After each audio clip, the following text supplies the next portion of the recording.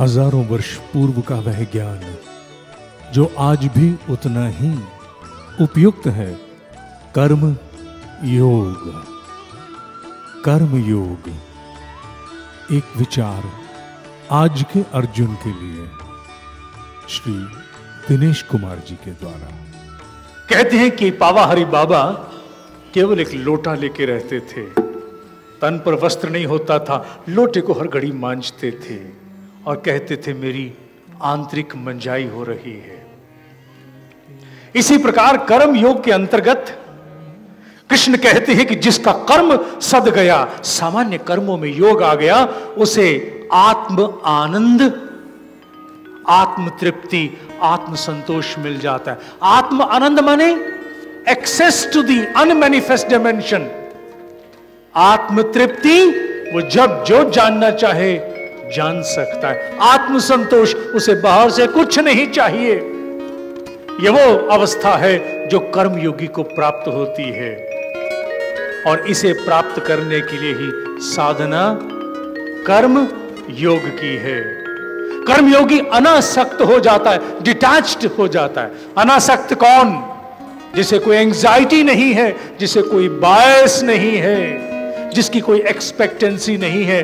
गीता का सौंदर्य देखिए, महाभारत के काल में रचे गए ग्रंथ में किसका उल्लेख है? रामायण के एक पात्र का। कालहीन अर्जुन को समझाने के लिए कि अनासक्त कौन होता है अर्जुन, कहीं ये ना समझ कि अध्यात्म भगोड़ों का विषय है। उदाहरण आता है जनक जनक जनक। तू जनक बन, तेरे पास पैलेशियल बंगलोज भी हो, तेरे पास प्राइवेट जेट भी हो, तेरे पास फार्म हाउस भी हो, बिग रिजर्व्स ऑफ कैश भी हो, ऑफ कोर्स डिक्लेयर्ड वन, परंतु साथ साथ तेरी कुंडलनी भी जागृत होनी चाहिए। इमेजिन इमेजिन इमेजिन, इस पृथ्वी पर ऐसा कौन हो सकता है जिसके पास सब कुछ है और उसकी कुंडलनी भी जागृत है। महाभारत काल में भी जब कोई ऐसा पात्र नहीं मिला तो उन्हें जनक उधार लेना पड़ा रामायण के काल से। जनक कौन? विदेही, one who has transcended beyond this gross, जिसने देह बोध से ऊपर चला गया। क्योंकि जनक जो होता है उसी के यहां नई संस्कृतियों की रचना होती है।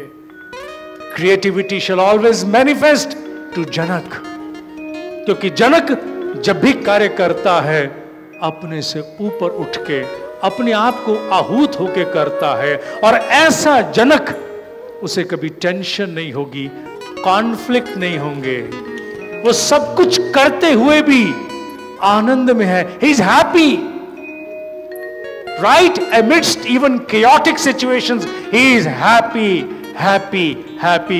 जनक बन अर्जुन, सब कुछ कर, बड़ी से बड़ी ऊंचाई को पा, लेकिन जनक भाव स्थिर कर।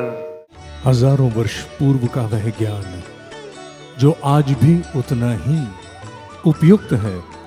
कर्म योग। कर्म योग एक विचार आज के अर्जुन के लिए श्री दिनेश कुमार जी के द्वारा।